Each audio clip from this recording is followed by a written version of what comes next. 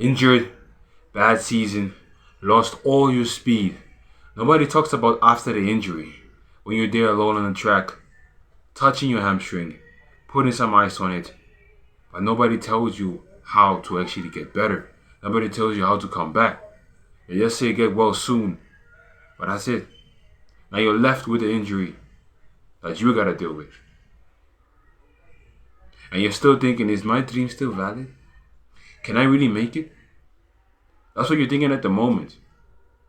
And all this negativity comes, you start scrolling on Instagram, you start seeing other people running your PB even faster. And you're like, damn, what time would have I ran? I know how you feel.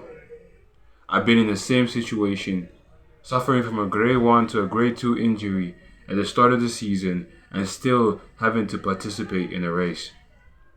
Because I was committed. I was not going to let the season go into a waste. So I pushed and pushed, doing my rehab, doing my exercises, doing everything I needed and above to actually still run. To come back and prove my younger self that this is no fluke. I am going to make it. I am going to get there. And I'm taking it day by day, year by year. If you're new to the channel, my name is Paul. I help 400-meter athletes improve their times. Subscribe if you're committed about improving.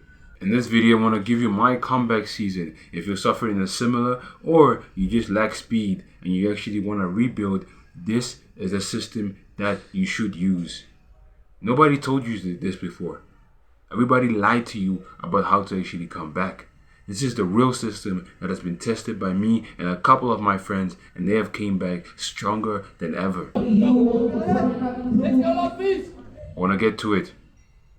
But before you do, if you're really committed and you really want to get programs that are tailored to you really improving, check out the newsletter down below. Let's get right to it. What I'm going to give you now is going to be the programs that you're going to need to actually rebuild. We're rebuilding you step by step. First with speed, then with strength, and then with mindset. Because with the comeback, it's not just you just doing the physical things. You need to do the mindset. Because that's what it is. Mostly that's what it is. Everybody's out and you're at home, still doing your rehab, still going to the physio every week. That is mindset. Knowing that your time will come and not losing belief. Okay, now let's get to it. The first one is going to be the speed rebuild. How we're going to rebuild the speed. So since actually you're coming back from an injury, we're going to do a nice light work, not 100%. Just doing a nice easy speed program to make sure that your technique is still there, your form is still there, and you actually just circulating the blood. It's simple. It's just going to be 5 times 100, not fast, just 13 seconds, just so you can get back into the groove of it. And also this really helps for as a speed endurance program, because now you're going to have to actually perform 13 seconds and not fail. That you're going to be doing these slow programs, the one I mentioned earlier, but then you're also going to slowly get into doing the faster programs. Like let's say doing 200 meters times 5 or 150 times 3, but you're going to just do it slowly so you can gain the confidence. Because the main thing when you get injured or when you had a bad season and stuff like that is because of you don't have that confidence. So you're going to need to rebuild that confidence and ensure yourself that you have what it takes to be the best. Because I believe in you. Okay. So after actually doing the speed programs, you get in a bit of confidence, you're seeing your times are not that bad, you understand, and each week you keep on doing them, you're improving. And if actually you want to have a weekly program, there's one actually in the description down below, and that'll actually help with your comeback processes. Let's go to number 2, which is the strength rebuild. The strength rebuild is going to be done actually by doing your rehab, doing some physical exercises in the gym. Let's say it's a hamstring, you'll be actually doing Nordic curls, you're going to be doing hamstring curls, you're going to be doing all the rehab that you need to do, as well as extra, with actually increasing the mobility so that you don't get injured again. That is the main point. Because if you don't do this, you're going to get injured again and again and again. And what is the use of rebuilding your speed if you're going to get injured again? So this is a critical point, and 90% of people don't do it. So show me who you are. When it comes to the gym part, right? Most of your work is going to be in the gym. Let's face it. Because you're injured, you can't sprint. Or let's say you just came out of rehab and you're just trying to play it safe. Then the main thing is that your gym is going to be the main, like, when you go and train, that's going to be the main thing. So I recommend that you do all of your rehab, all the exercises, but do not work on your upper body.